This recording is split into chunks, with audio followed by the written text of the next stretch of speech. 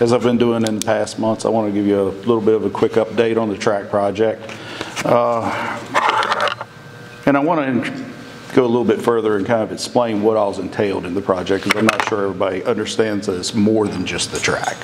There'll be irrigation work, regrading of the current football field to accommodate proper drainage once the track's installed, track compaction, grade, resurfacing, and then depending on the option of whether you go with 6 or 8 lanes, there may be lighting movement and visitor bleacher work and replacement.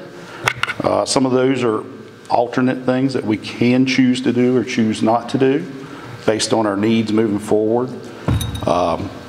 There'll also be some repairs that will make the irrigation system operable again, because it would not operate. We've lost a phase of power on the 3-phase power supply to the controls. So there's multiple things involved in the project.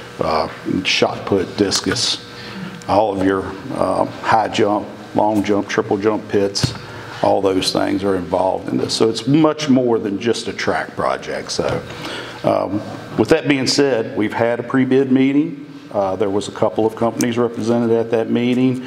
They have been asking questions. There's been an addenda issued to the original plans already. And we are anticipating bids to begin December 21st. So we're on a very aggressive timeline.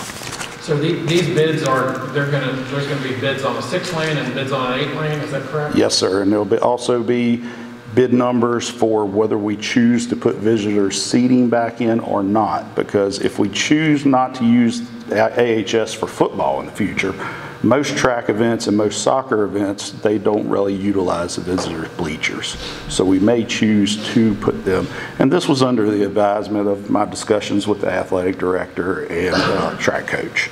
So, you know, I've been in communication with them. We had a Zoom, Google Meet meeting this week to kind of go over some topics to make sure everybody's up to speed about what's going on.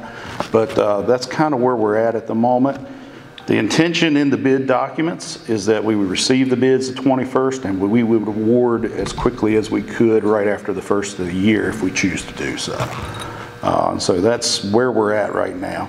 Timeline for construction is try to have the project significantly complete June 1st, with it actually being completed at the end of the calendar or the fiscal year, so June 30th. And then them off the site basically around the first day of school, and we'd be able to take it. But that will require surrendering the whole field area to the contractor for that time frame to be adequate for the construction.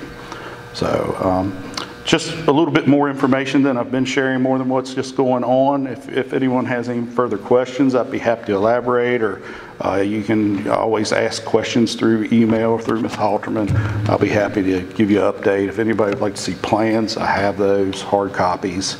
I have them in digital also. They're a little hard to tell on a computer screen, but if you're like me, my reading glasses get stronger and stronger every year, but we can figure them out with you if you have questions. So you were saying that they would be off of the field hopefully by June 1st, June 30th, something like that. Yeah. So if this is going to be the soccer field in the joint schools, isn't it going to cost quite a bit of money to convert it from a football field to a soccer field? It's kind of a multi-purpose field, and I'm not the athletic person, that's why I've been talking with the AD and with the track coach, because they know what the facilities are that they need. And there's been a significant change to the layout of the facility through that. And I will say that the design firm has been responsive in that. We've relocated the jump pits that were originally slated to be on the hill, and they originally had designed 4 long jump, triple jump pits, and it was indicated to me that we really don't need 4, we only need 2, so we reduced those numbers down. The pole vault and high jump pit is being relocated to where the equipment pad is now, near the scoreboard as you come into the entrances. And something else that I forgot to even mention, the concession stand when you first come in. They'll be working the concession stand in the restrooms to make them more ADA compliant. and handicap parking added to that area directly behind that. So the fence will bump in and there'll be additional handicap parking spaces there.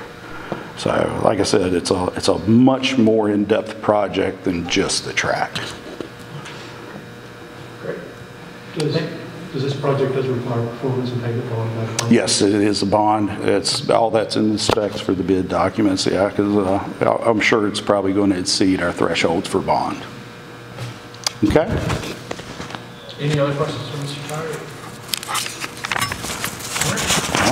Thank you. Next.